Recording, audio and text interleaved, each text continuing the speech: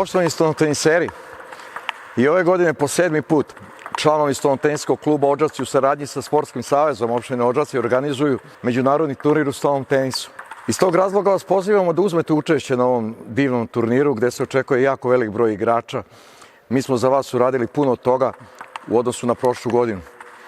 Sportsko-poslovni centar Odžaci, Sportski savez opštine Odžaci i Stolnoteniski klub Odžaci željno očekuje da dođete i da se prijatno osjećate u našem gradu.